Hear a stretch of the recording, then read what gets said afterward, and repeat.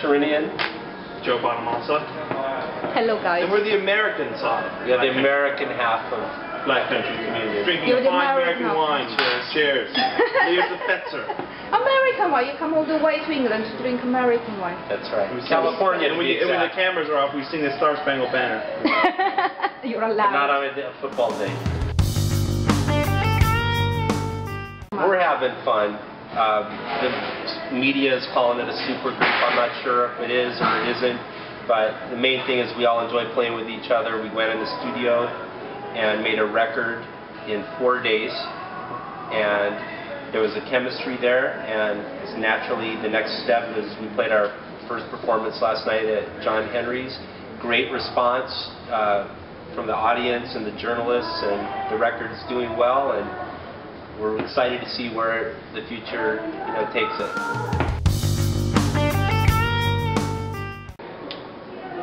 Well, I think it's setting up the record. A, B, I think it also proves, albeit only to 100 people at a time, that what they hear on the record is actually us doing it because the record was recorded live. I think after our show yesterday, I think it drives home the need for us to go out and tour. It drives home the need to go do more shows, probably sooner than later.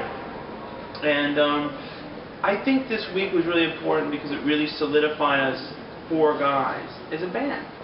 We had only played together 5 or 6 times before, and now we're really kind of starting to hit our stride, and everybody's really jazzed and excited and inspired to do it, and I think that's a real important thing, and I think we're really in a good position at the moment.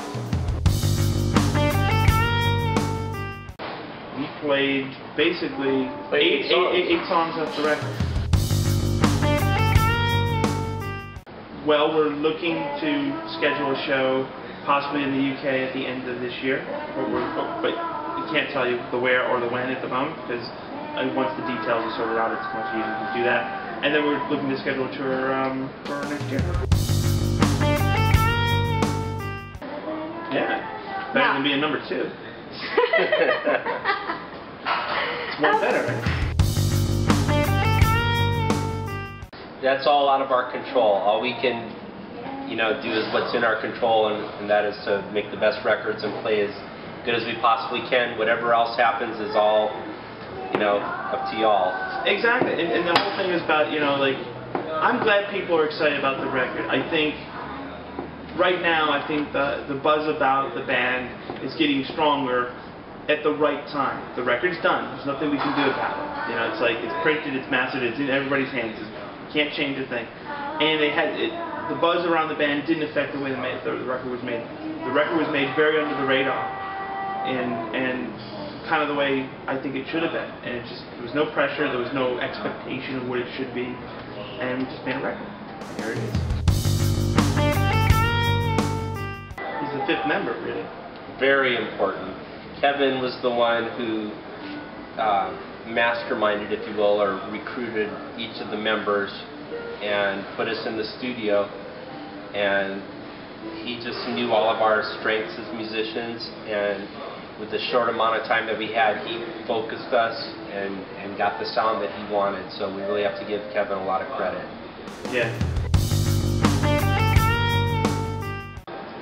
Well, the whole band started because Glenn and I did something together at the House of Blues in Los Angeles. He sat in with my solo band and just brought the house down, as he does, because he's Chinese.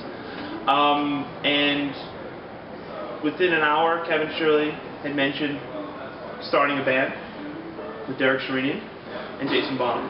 And we were just going, that'd be great if we could pull it off. 3 phone calls later, 5 weeks later, we're in the studio all going fine.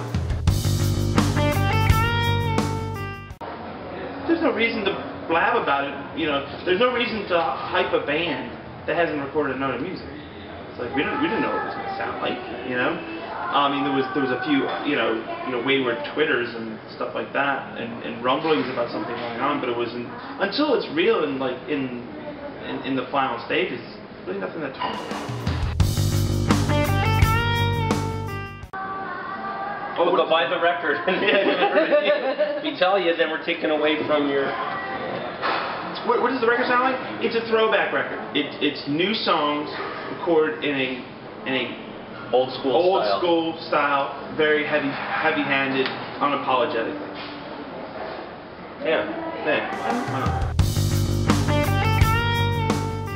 Well, we decided not to put it out on 78 because most people don't have... Or 8-track. Yeah, or 8 tracks. We do have our DVD available on Laserdisc if anybody still has it, and our cassettes are available as well on the website. Yes.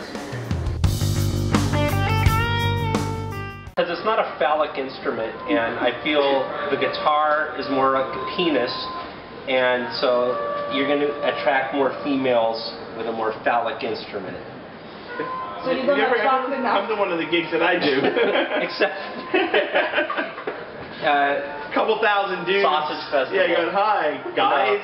No. In most part, I should have probably picked up a guitar. I'd get laid a lot more, but no. That's just I think every musician has an instrument that they naturally gravitate towards and that they belong on. And mine was the keyboard. At one point in my life, I did want to try to play guitar, but it's just I couldn't stand just being mediocre. I needed to be great on the one that I gravitated towards. So I heard you were a good guitar player. I don't mediocre.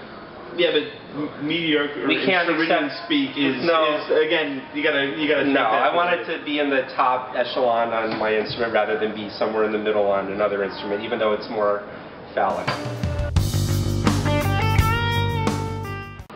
It's great, you know. Every musical, you know, experience that I'm in, I just try to learn as much as possible. Everyone has something about them that makes them great, and I try to absorb that, everything that I can, like learning from Joe, how Joe plays the blues. I haven't really played with a guy with as much command on the blues, so it forces me to look at my instrument differently. And playing with guys like, you know, all throughout my career, I've been able to play with a lot of my heroes growing up, like to play with Al Di Meola and learn him playing Spanish guitar and playing that style. That like forces me to step up, and you know, it's great. I've been very fortunate to be able to work with such great people, and Black Country Communion is just another continuation of that.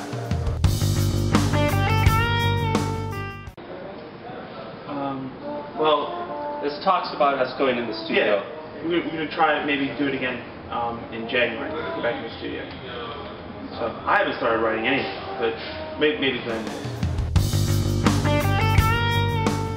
I said it in the last interview, hip-hop. I love Snoop Dogg. I love old school gangster hip-hop. And you? But you know what I listen to? It's not really a guilty pleasure, but I'm like a closet metalhead. I love like Iron Maiden and Sabbath and stuff like that.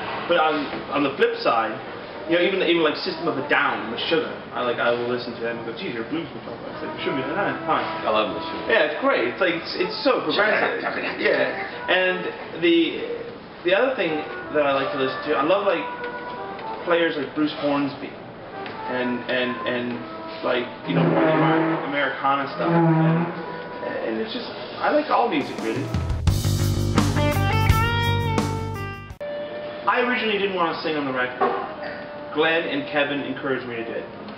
He didn't take anything. He was like, you need to sing more. You need to sing more. I'm like, Glenn, you're the voice of rock. You sing rock music. You're great. Sing. I'm happy to just be in the guitar role. But I ended up singing on 3 tracks, which is, in my mind, 3 too many, but for some people it's ridiculous, so I have no opinion. I'm very glad. It's a fun song to play, hard song to play and sing. Hi, this is Joe Bonamassa and Derek Sherinian of Black Country Communion. BCCcommunion.com. Wishing you all the best at Sonic Shocks UK.com.uk.